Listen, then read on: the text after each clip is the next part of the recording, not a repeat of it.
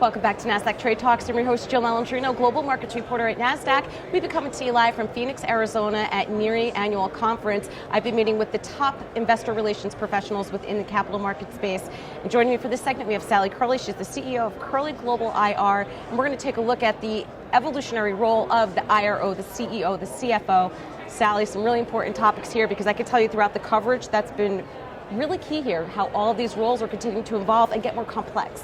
Absolutely, and thank you, Jill, for having me here today. So I had the benefit and the good fortune of actually hosting a panel this morning of all female CFOs, and so I just want to list their names. Yeah, absolutely. So the panel was entitled The CFO's Perspective. It was investor relations, risk, macroeconomics, and the political landscape in the 21st century.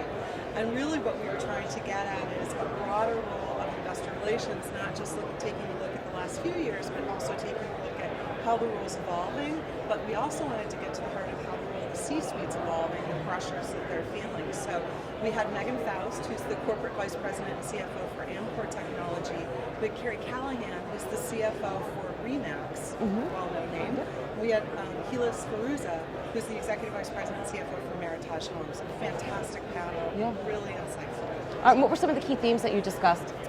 Yeah, so we started with a couple of polling questions from the audience, and we asked them, first of all, as an investor relations officer, do you expect your role to change by more than 25% over the next decade? And almost unanimously, everybody, a couple hundred people input, yes. I mean, it came up very, very quickly. Then we asked them, so what are some of the key issues that you see facing the role? And interestingly, that and the question that we asked them a little bit later in the panel discussion focused on more geopolitical risk, but there was a tie that I saw between them, and we discussed it as a panel.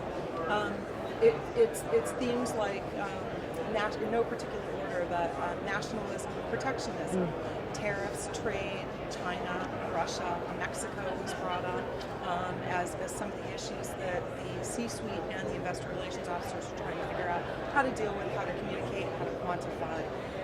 And then one of the areas was climate and climate change risk, and not only how to assess that and assess your impact as an organization and as an individual, but then how to communicate that and there are some material disclosures around that. I also would say that, in interviewing people after the panel, a few things, forgive me, I'm looking at my notes, but a few things that were brought up were the importance of investor relations as a strategic role and the importance of investor relations as a partner to the C-suite and to the board in some circumstances, because that two-way flow of communication internally is critically important.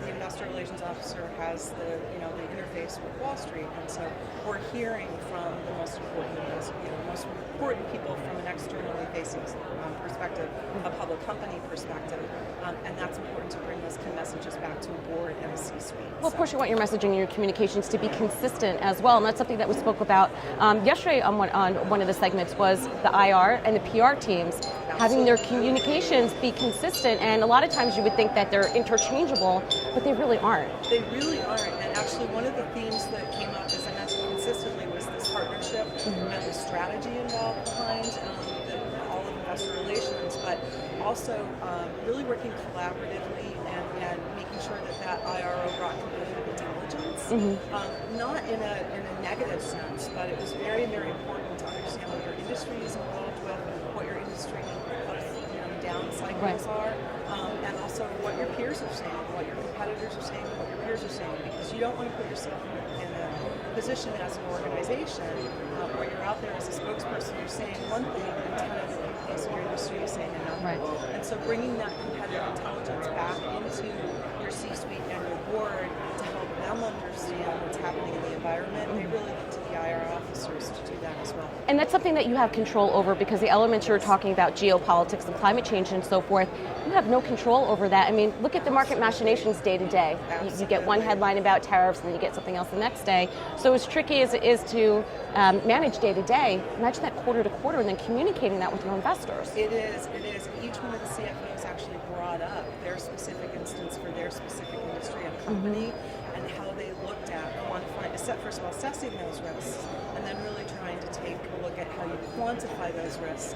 And then beyond that, you have to figure out we can quantify them, but should we communicate them? Because maybe they're material risk, maybe they're not material risk, but making sure that you have those on the radar screen is very important. The other thing that came up I want to raise is automation. Yep. When we polled the audience after that, it came up in a word cloud as the number. It was huge in word cloud. But we asked them, what is it about automation? Is it the overload of information and the information flow? From an IR perspective, you're taking in so much, you're having to process so much, or is it the advancements that are made in particular industries relative to automation? And it became pretty clear pretty quickly that the IROs, the investor relations officers, were talking about the information flow and just processing it. In fact, each one of the CFOs on the panel talked about the amount of information that they have to process on a daily basis to try to figure out what's the material disclosure. Amazing insight. Thank you so much, Sally, for that. Thank you, Jill. And thank you for joining me throughout the day on Trade Talks. I'm Jill Malentrino, Global Markets Reporter at Nasdaq.